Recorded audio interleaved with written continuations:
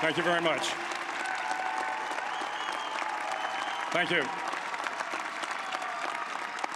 Well, thank you, President Powers, Provost Fenves, deans, members of the faculty, family and friends, and most importantly, the class of 2014. It is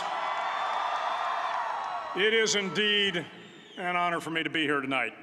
It's been almost 37 years to the day that I graduated from UT. I remember a lot of things about that day.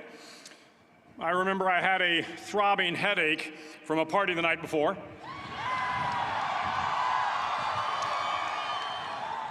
I remember I had a serious girlfriend, who I later married. That's important to remember, by the way. And I remember I was getting commissioned in the Navy that day. But of all the things I remember, I don't have a clue who the commencement speaker was, and I certainly don't remember anything they said. So acknowledging that fact, if I can't make this commencement speech memorable, I will at least try to make it short. So the university's slogan is, "What starts here changes the world." Well, I've got to admit, I kind of like it. What starts here changes the world. Tonight, there are almost 8,000 students, or there are more than 8,000 students graduated from UT. So that great paragon of analytical rigor, Ask.com, says that the average American will meet 10,000 people in their lifetime. 10,000 people, that's a lot of folks. But if every one of you changed the lives of just 10 people, and each one of those people changed the lives of another 10 people, and another 10, then in 5 generations, 125 years, the class of 2014 will have changed the lives of 800 million people. 800 million people. Think about it.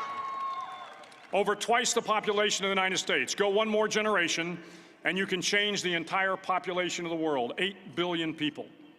If you think it's hard to change the lives of 10 people, change their lives forever, you're wrong. I saw it happen every day in Iraq and Afghanistan. A young Army officer makes a decision to go left instead of right down a road in Baghdad, and the 10 soldiers with him are saved from a close-in ambush. In Kandahar province, Afghanistan, a non-commissioned officer from the female engagement team senses that something isn't right and directs the infantry platoon away from a 500-pound IED, saving the lives of a dozen soldiers. But if you think about it, not only were those soldiers saved by the decisions of one person, but their children were saved, and their children's children. Generations were saved by one decision, one person. But changing the world can happen anywhere, and anyone can do it. So what starts here can indeed change the world. But the question is, what will the world look like after you change it? Well, I'm confident that it will look much, much better. But if you'll humor this old sailor for just a moment, I have a few suggestions that may help you on your way to a better world. And while these lessons were learned during my time in the military, I can assure you that it matters not whether you ever served a day in uniform. It matters not your gender, your ethnic or religious background, your orientation, or your social status. Our struggles in this world are similar, and the lessons to overcome those struggles and to move forward, changing ourselves and changing the world around us, will apply equally to all. I've been a Navy SEAL for 36 years. But it all began when I left UT for basic SEAL training in Coronado, California. Basic SEAL training is 6 months of long, torturous runs in the soft sand, midnight swims in the cold water off San Diego, obstacle courses, unending calisthenics, days without sleep, and always being cold, wet, and miserable. It is 6 months of being constantly harassed by professionally trained warriors who seek to find the weak of mind and body and eliminate them from ever becoming a Navy SEAL. But the training also seeks to find those students who can lead in an environment of constant stress, chaos, failure, and hardships. To me, basic SEAL training was a lifetime of challenges crammed into 6 months. So here are the 10 lessons I learned from basic SEAL training that hopefully will be of value to you as you move forward in life. Every morning in SEAL training, my instructors, who at the time were all Vietnam veterans, would show up in my barracks room, and the first thing they'd do was inspect my bed. If you did it right, the corners would be square, the covers would be pulled tight, the pillow centered just under the headboard, and the extra blanket folded neatly at the foot of the rack. It was a simple task, mundane at best, but every morning we were required to make our bed to perfection. It seemed a little ridiculous at the time, particularly in light of the fact that we were aspiring to be real warriors, tough, battle-hardened SEALs. But the wisdom of this simple act has been proven to me many times over. If you make your bed every morning, you will have accomplished the first task of the day. It will give you a small sense of pride, and it will encourage you to do another task, and another, and another. And by the end of the day, that one task completed will have turned into many tasks completed. Making your bed will also reinforce the fact that the little things in life matter. If you can't do the little things right, you'll never be able to do the big things right. And if by chance you have a miserable day, you will come home to a bed that is made, that you made. And a made bed gives you encouragement that tomorrow will be better. So if you want to change the world, start off by making your bed. During SEAL training, the students are all broken down into boat crews. Each crew is 7 students, 3 on each side of a small rubber boat, and 1 coxswain to help guide the dinghy. Every day, your boat crew forms up on the beach and is instructed to get through the surf zone and paddle several miles down the coast. In the winter, the surf off San Diego can get to be 8 to 10 feet high, and it is exceedingly difficult to paddle through the plunging surf unless everyone digs in. Every paddle must be synchronized to the stroke count of the coxswain. Everyone must exert equal effort, or the boat will turn against the wave and be unceremoniously dumped back on the beach. For the boat to make it to its destination, everyone must paddle. You can't change the world alone. You will need some help. And to truly get from your starting point to your destination takes friends, colleagues, the goodwill of strangers, and a strong coxswain to guide you. If you want to change the world, find someone to help you paddle. Over a few weeks of difficult training, my SEAL class, which started with 150 men, was down to just 42. There were now 6 boat crews of 7 men each. I was in the boat with the tall guys, but the best boat crew we had was made up of the little guys, the Munchkin crew, we called them. No one was over 5'5". The Munchkin boat crew had 1 American Indian, 1 African American, 1 Polish American, 1 Greek American, 1 Italian American, and 2 tough kids from the Midwest. They out-paddled, outran, and outswam all the other boat crews. The big men in the other boat crews would always make good-natured fun of the tiny little flippers the Munchkins put on their tiny little feet prior to every swim. But somehow these little guys from every corner of the nation and the world always had the last laugh, swimming faster than everyone and reaching the shore long before the rest of us. SEAL training was a great equalizer. Nothing mattered but your will to succeed, not your color, not your ethnic background, not your education, not your social status. If you want to change the world, measure a person by the size of their heart, not by the size of their flippers. Several times a week, the instructors would line up the class and do a uniform inspection. It was exceptionally thorough. Your hat had to be perfectly starched, your uniform immaculately pressed, your belt buckle shiny and void of any smudges. But it seemed that no matter how much effort you put into starching your hat or pressing your uniform or polishing your belt buckle, it just wasn't good enough. The instructors would find something wrong. For failing the uniform inspection, the student had to run, fully clothed, into the surf zone, then wet from head to toe, roll around on the beach until every part of your body was covered with sand. The effect was known as a sugar cookie. You stayed in the uniform the rest of the day, cold, wet, and sandy.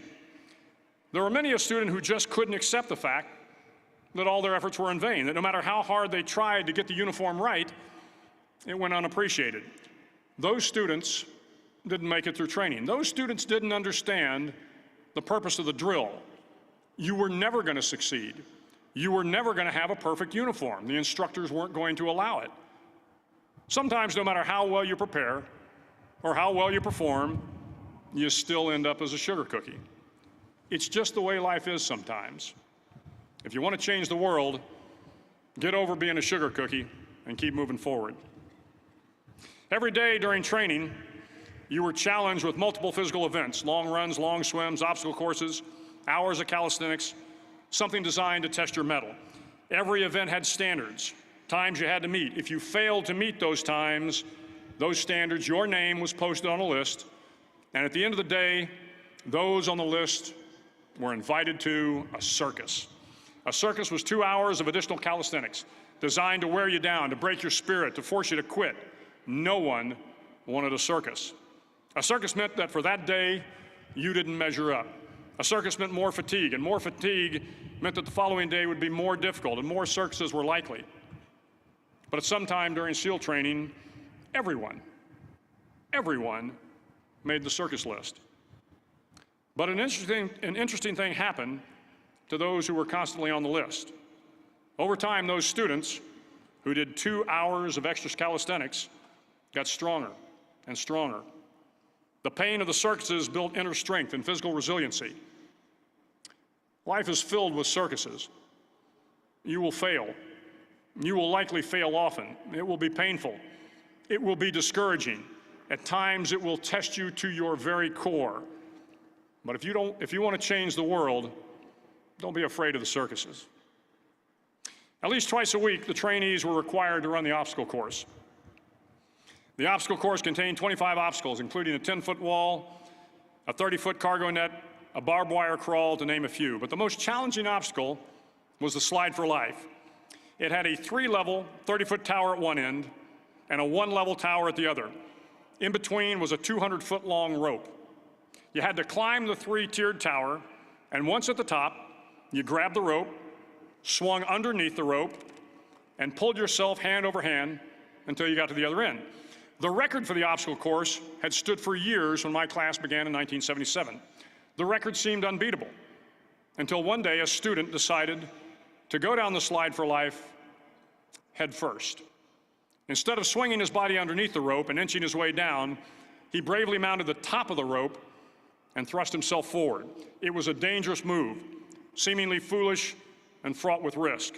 Failure could mean injury and being dropped from the course. Without hesitation, the student slid down the rope perilously fast. Instead of several minutes, it only took him half that time. And by the end of the course, he had broken the record. If you want to change the world, sometimes you have to slide down the obstacles head first. During the land warfare phase of training, the students are flown out to San Clemente Island, which lies off the coast of San Diego. The waters off San Clemente are a breeding ground for the great white sharks. To pass SEAL training, there are a series of long swims that must be completed. One is the night swim. Before the swim, the instructors joyfully brief the students on all the species of sharks that inhabit the waters off San Clemente. They assure you, however, that no student has ever been eaten by a shark, at least not that they can remember. But you are also taught that if a shark begins to circle your position, stand your ground. Do not swim away. Do not act afraid. And if the shark, hungry for a midnight snack, darts towards you, then summons up all your strength and punch him in the snout, and he will turn and swim away. There are a lot of sharks in the world. If you hope to complete the swim, you will have to deal with them. So if you want to change the world, don't back down from the sharks. As Navy SEALs, one of our jobs is to conduct underwater attacks against enemy shipping. We practice this technique extensively during training. The ship attack mission is where a pair of SEAL divers is dropped off outside an enemy harbor and then swims well over 2 miles underwater, using nothing but a depth gauge and a compass to get to the target.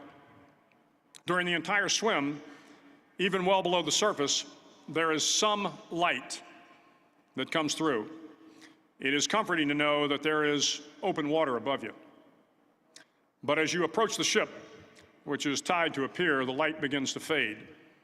The steel structure of the ship blocks the moonlight. It blocks the surrounding street lamps. It blocks all ambient light. To be successful in your mission, you have to swim under the ship and find the keel, the center line, and the deepest part of the ship. This is your objective. But the keel is also the darkest part of the ship, where you cannot see your hand in front of your face, where the noise from the ship's machinery is deafening, and where it gets to be easily disoriented, and you can fail. Every SEAL knows that under the keel, at that darkest moment of the mission, is a time when you need to be calm, when you must be calm, when you must be composed, when all your tactical skills, your physical power, and your inner strength must be brought to bear. If you want to change the world, you must be your very best in the darkest moments. The 9th week of training is referred to as Hell Week. It is 6 days of no sleep, constant physical and mental harassment, and one special day at the Mud Flats. The Mud Flats are an area between San Diego and Tijuana where the water runs off and creates the Tijuana Sloughs, a swampy patch of terrain where the mud will engulf you. It is on Wednesday of Hell Week that you paddle down to the Mud Flats and spend the next 15 hours trying to survive this freezing cold, the howling wind, and the incessant pressure to quit from the instructors. As the sun began to set that Wednesday evening, my training class, having committed some egregious infraction of the rules, was ordered into the mud. The mud consumed each man till there was nothing visible but our heads. The instructors told us we could leave the mud if only 5 men would quit. Only 5 men, just 5 men, and we could get out of the oppressive cold. Looking around the mud flat, it was apparent that some students were about to give up. It was still over 8 hours till the sun came up, 8 more hours of bone-chilling cold. The chattering teeth and the shivering moans of the trainees were so loud, it was hard to hear anything. And then one voice began to echo through the night. One voice raised in song. The song was terribly out of tune, but sung with great enthusiasm. One voice became 2, and 2 became 3, and before long, everyone in the class was singing. The instructors threatened us with more time in the mud if we kept up the singing, but the singing persisted. And somehow the mud seemed a little warmer, and the wind a little tamer, and the dawn not so far away. If I have learned anything in my time traveling the world, it is the power of hope. The power of one person, a Washington, a Lincoln, King, Mandela, and even a young girl from Pakistan, Malala. One person can change the world by giving people hope. So if you want to change the world, start singing when you're up to your neck in mud. Finally, in SEAL training, there's a bell. A brass bell that hangs in the center of the compound for all the students to see. All you have to do to quit is ring the bell. Ring the bell, and you no longer have to wake up at 5 o'clock. Ring the bell, and you no longer have to be in the freezing cold swims. Ring the bell, and you no longer have to do the runs, the obstacle course, the PT, and you no longer have to endure the hardships of training. All you have to do is ring the bell to get out. If you want to change the world, don't ever, ever ring the bell. To the class of 2014, you are moments away from graduating, moments away from beginning your journey through life, moments away from starting to change the world for the better. It will not be easy, but you are the class of 2014, the class that can affect the lives of 800 million people in the next century. Start each day with a task completed. Find someone to help you through life. Respect everyone. Know that life is not fair and that you will fail often. But if you take some risks, step up when the times are the toughest, face down the bullies, lift up the downtrodden, and never, ever give up. If you do these things, the next generation and the generations that follow will live in a world far better than the one we have today. And what started here will indeed have changed the world for the better. Thank you very much. Hook 'em horns.